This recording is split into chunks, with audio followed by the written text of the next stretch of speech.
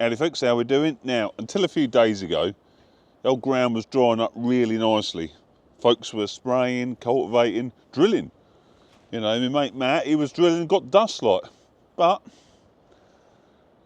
not at the minute. The weather has said no, you're not going to have some nice dry weather. Be able to get on, because we've got slower to move, we've got spring drilling to do, that sort of stuff. No, we've had rain. Nearly as much as we had when it came up 3 weeks ago, four weeks ago, about that.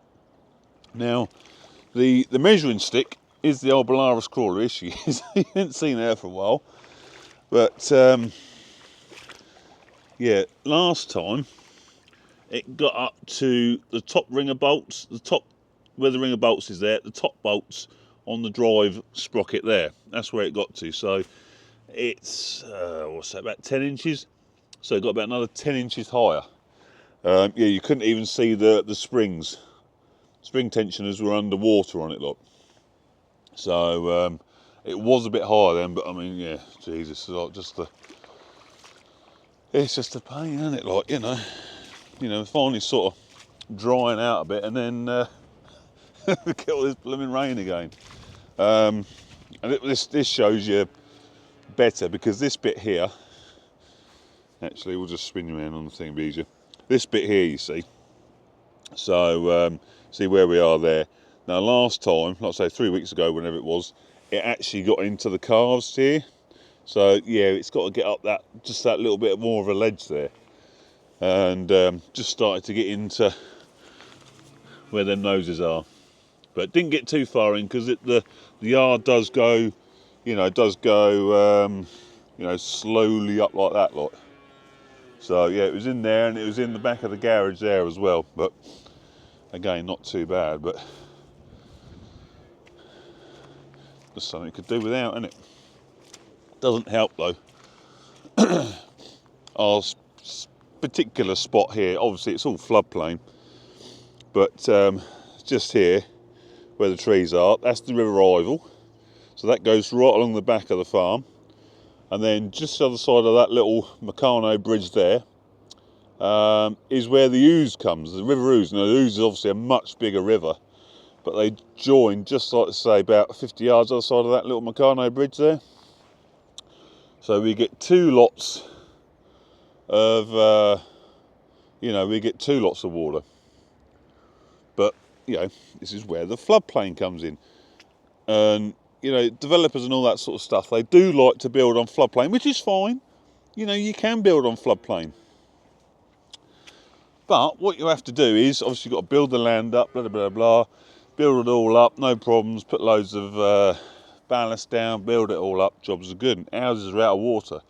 But then you've lost 200 acres, something like that, of floodplain, and the amount of water that holds. So that's why things keep getting worse and worse and worse, where you get more worse flooding than you did 10 years ago, 20 years ago, 30 years ago, because they're just building on floodplains. So when it does flood, there's less floodplain area for it to go, so it has to go further, has to find, you know. So like this, right, here you go. So right, this is now about settled about where it is. I don't think we're going to have too much more, depending on what they do with the gates and everything, the locks, letting them out, letting the water through. But the higher it goes, obviously the more area. Imagine a sort of a big lake. The higher it goes, the more surface area you get to play with. So the more up it comes, the slower it gets, if you know what I mean. So as it's coming up, it comes up really quick initially, then it gets more area to play with. So it sort of slows down on its as it comes up, like. So, but that's what a lot of it is, I reckon. Building on floodplains, reducing the amount of area that the water can go onto when it floods. So what's it going to do? It's got to go further. It's got to go higher. Simples, really, isn't it, lot? And of course, you know, there's been a lot of contention about dredging rivers out. Some farmers have done it, got into trouble. And actually, I think with that last flood, where that would have normally flooded, the chap that got in trouble got arrested and big fine and everything. And he made he even may have got prison time, I can't remember. But that bit of river or whatever, that village or whatever, didn't flood this time. So, you know, it's all very well saving the, you know, the sticklebacks and the fish and all that sort of stuff. It don't help when it floods though, does it, like? So, there we go. So the old Bloris, yeah, Blarney, she's under a bit of water, but she'll be all right. She'll be all right. See, we're coming out the back of the farm now, and yeah, this is the Ivel, this bit here. And notice, actually there's very, very little flow on here now. There's a bit of flow, there you go, you can see the odd twig going past, but it's slowed up quite a lot. Now a lot depends on, like I said earlier, what they're doing with the gates.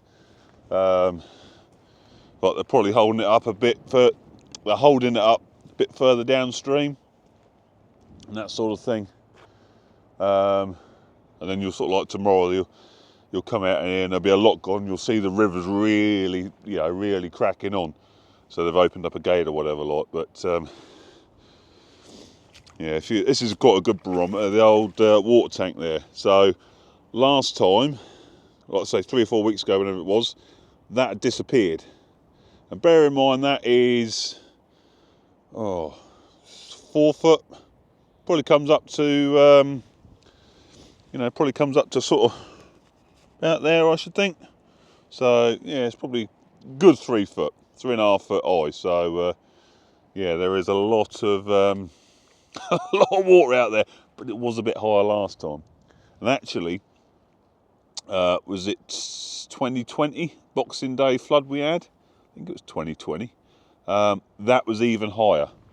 Yeah, that disappeared, and it really did get quite badly into where them little calves were. But that's still not the worst flood they've had here. Worst flood was 20 years ago, something like that. And that actually got up to the farmhouse. So that raised, you know, was another 2 foot higher, I should think. So, yeah, but a lot of water about. A lot of water about. But you'd be surprised how quick that'll go. Once they open the gates downstream or whatever, that will just, like, this will be gone in a day. And then you'll just have the low spots. You know, there's plenty of low spots and that, and ditches out there. They'll still hold water. But yeah, this will go really quickly. It's like pulling the old plug out the bath. But the other trouble is, now over there, that's sort of where the Ivel sort of sweeps around the bend here. So what it does, when it's flooding like this, it does cut across, and of course leaves a lot of silt because it's sort of running across this field now. So the fields, they're ever so, they go, well, just basically silty. You know what silt's like? It's real mucky stuff. It's like wading through muck. So it does make a hell of a mess of the grass and lot. And definitely pushing turnout back a bit, innit? But yeah, hopefully it'll dry up now, stay dry, and we can get on with some stuff. So, but yeah, another thing, it's been that wet a winter. I've not been out there to do any of the hedges, and fast running out of time. End of February, we can't go out there and cut any hedges, so can't see me out there anytime soon, can you? Not unless we get a helicopter in. But yeah, so they ain't going to get done this year, lot. Well, not till the end of the year, I shouldn't think. So anyway, nice little update for you on the old flooding. See you on the next one. Ta-ta.